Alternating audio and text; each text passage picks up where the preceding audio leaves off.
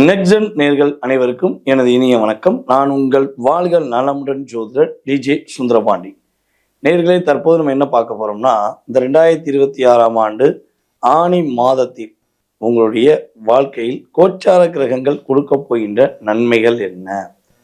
இந்த ஆனி மாதத்துல நம்முடைய நவகிரகத்தின் நாயகன் என்று சொல்லக்கூடிய சூரிய பகவான் மிதுன ராசிக்குள்ள நுழைகின்ற மாதமே ஆனி மாதம்.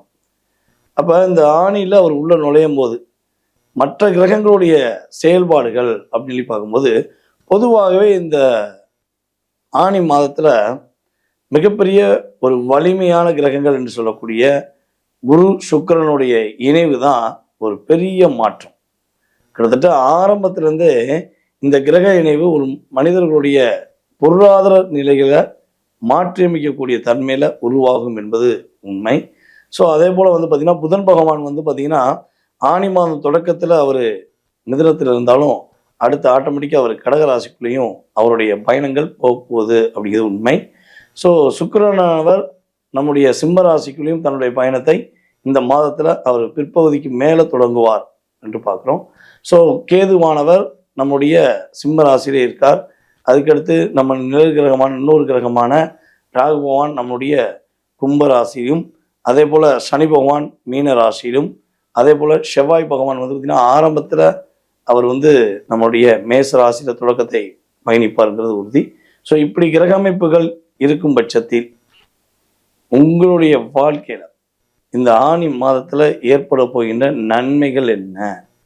என்னென்ன விஷயங்களில் உங்களுக்கு இந்த கோச்சார கிரகங்கள் உங்களுக்கு என்னென்ன மாற்றங்களை கொடுக்க போகிறாங்க? என்னென்ன விஷயங்கள மிகப்பெரிய எதிர்பார்ப்புகள் நிறைவேற போகுதுன்னு நம்ம பார்க்க போகிறோம். வாங்க, உங்களுக்கான ராசிக்கான பதில் எப்படி இருக்கு அப்படின்னு தெரிஞ்சுக்கலாம். வாங்க. தனுசு ராசி அன்பர்களுக்கு கோச்சார கிரகங்கள் கொடுக்கின்ற நன்மைகள் என்ன, என்னென்ன மாற்றங்கள் உங்களுக்கு கொடுக்க போகுது அப்படிங்கும்போது, தனுசு ராசி அன்பர்களுடைய மனதில் உள்ள வலிகளையும் வேதனையும் கிரகம் சரி பண்ண போகுது. இந்த வட்டம்தான் இந்த பொருளாதாரம் சார்ந்த பிரச்சனை உங்களுக்கு என்னென்ன விஷயங்கள்லாம் இருந்துச்சோ அதெல்லாம் சரியாக போகுது. அதேபோல் இந்த அரசாங்கம் சார்ந்த விஷயங்கள் உள்ள தேவையில்லாத சிக்கல், தேவையில்லாத போராட்டம், தேவையில்லாத மன அழுத்தங்கள் உங்களை விட்டு கடந்து போகுது. அரசாங்க வேலையில் இருக்கக்கூடிய தனுசு ராசி அன்பர்களுக்கு உங்களுக்கு அங்கீகாரம் கிடைக்கும். உங்களுடைய போஸ்டிங் ரெடி, வாங்கிக்கோங்க, உறுதியாக கண்டிப்பாக கிடைக்கும். கிரகங்கள் அதற்கான வலிமையை கொடுக்குதுங்கிறது உண்மை. இப்போ வெளிநாடு போகலாமா, இடம் விட்டு இடம் மாற வேண்டிய சூழ்நிலை வருமானா, உறுதியாக இடம் விட்டு இடம் மாற வேண்டிய சூழ்நிலை வருது. வேலையில், வீடு, ஸோ ஏதோ ஒரு விஷயத்தில் நீங்கள் சேஞ்சஸ் பண்ண வேண்டிய அமைப்பு கிரகங்கள் ரீதியாக உண்டு. உங்களுடைய சந்தோஷம் அப்படிங்கிறது இப்போ கொஞ்சம் நாளாக காணாம போச்சு இல்லையா?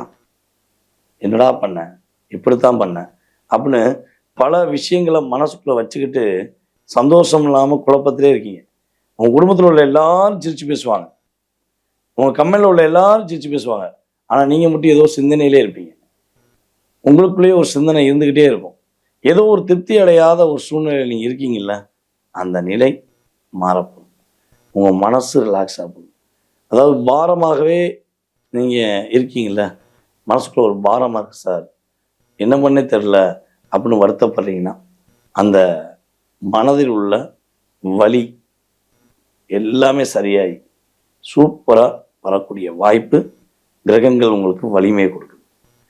கடன் பிரச்சனையில் சிக்கிட்டு ரொம்ப போராடக்கூடிய நிலைமை உங்களுக்கு இருக்குது. அதுவும் நம்பி வாங்கின கடன் தான் அதிகம். மற்றவங்களுக்காக நீங்கள் நம்பி வாங்கி கொடுத்தீங்க, அவங்க இப்போ ஓடி போயிட்டாங்க, இல்லை கெட்டாமல் போயிருப்பாங்க, இல்லை திமிராக பேசுவாங்க. ஆனால் நீங்கள் வாங்கினவங்கள்ட்ட அப்படி பேச முடியுமா? உங்களால் அப்படி பேச முடியாது. உங்கள் மனசாட்சி விட்டு கொடுக்காது. நீங்கள் மனசாட்சியை டிஸ்டர்ப் பண்ணுங்கிறக்காண்டியே அவங்க கெட்டாட்டி பரவாயில்ல, நம்ம தானே வாங்கி கொடுத்தோம் அப்படின்னு ஒரு ஸ்ட்ராங்காக என்ன பண்ணுவீங்க, ஒரு தன்மானத்தை விட்டு கொடுக்காமல் இருப்பீங்க. அப்போ உங்களை மற்றவங்க தவறாக பேசும்போது, நம்ம வாங்கின கடனை விட மற்றவங்களுக்காக வாங்கி கொடுத்த கடனால கஷ்டப்படுறோமே அப்படிங்கிற எண்ணம் இருக்குல்ல, அது சரியாகும். கவலைப்படாது, ஓகேவா? ஸோ நீங்கள் கடன் பிரச்சனையிலேருந்து வெளியே வருவீங்க. இது உங்கள் கடனாக இருக்கட்டும் அல்லது மற்றவங்க கடனாக கூட இருக்கட்டும். உறுதியாக படிப்படியாக வெளிவரக்கூடிய முதல் மாதமாக இந்த ஆணி மாதத்தை நீங்கள் உறுதியாக எடுத்துக்கலாம். அதுக்கு அடுத்தபடியாக வந்து பார்த்தீங்கன்னா, உங்களுடைய அப்பா வழி சொத்து கிடைக்கக்கூடிய பாக்கியம் கிரகங்கள் ரீதியாக சூப்பராக இருக்கு. ஓகேவா? ஸோ இதெல்லாம் உங்களுக்கு கிரகங்கள் ரீதியாக இருக்கின்ற நன்மைகள். அது நீங்கள் கவனமாக இருக்க வேண்டிய விஷயத்தை என்ன சொல்லுது கிரகங்கள்? நீங்கள் கவனமாக இருக்க வேண்டிய விஷயங்களை என்ன சொல்லுது அப்படின்னா, 3ஆம் இடத்துல இருக்கக்கூடிய ராகு பகவானும் உங்களுடைய ராசிக்கு 9ஆம் இடத்துல இருக்கக்கூடிய கேது பகவானுடைய தாக்கம் உங்களுக்கு இருப்பதனால முடிஞ்சளவு உங்களை விட வயது குறைந்தவர்களிடம் தேவையில்லாத வாதம் பண்ண வேண்டாம். இப்போ ரோட்டில் ஒரு சின்ன பையன் 2 பேர் சண்டை போட்டிருக்காங்க, உங்களிடம் வயது குறைஞ்சவங்க தேவையெல்லாம் பேசியிருக்காங்கன்னா அவங்கள போய் புரிய வைக்கன்னு போய் நீங்கள் சொன்னீங்கன்னா அப்படியே டைவெர்ட் ஆயிடுவாங்க, உங்கள் பக்கம் மாறிடுவாங்க. ஸோ இதெல்லாம் கொஞ்சம் நீங்கள் கவனமாக இருக்கணும். கூட வேலை பார்க்குற இடத்துலையுமே உங்களை விட வயது குறைந்தவர்களிடம் கொஞ்சம் வார்த்தைகளில் கவனமாக இருங்க, அவசரப்பட வேண்டாம். அப்பாவுடைய ஆரோக்கியம் சார்ந்த விஷயங்களில் கொஞ்சம் கவனம் தேவை. ஸோ இதெல்லாம் கரெக்டாக இருந்தால் உங்களுக்கு மிகப்பெரிய மாற்றமும் மிகப்பெரிய முன்னேற்றமும் ஆணி மாதத்தில் கிரகங்கள் கொடுக்கும். உங்களுக்கான வழிபாடு ஜீவ சமாதி வழிபாடு, சரியா? சித்தர்கள் வழிபாடு, சிவசமாதி வழிபாடு உங்களுக்கு எல்லா விதமான மாற்றத்தையும் எல்லா விதமான முன்னேற்றத்தையும் கொடுக்கக்கூடிய வாய்ப்பாக உறுதியாக இருக்கும்.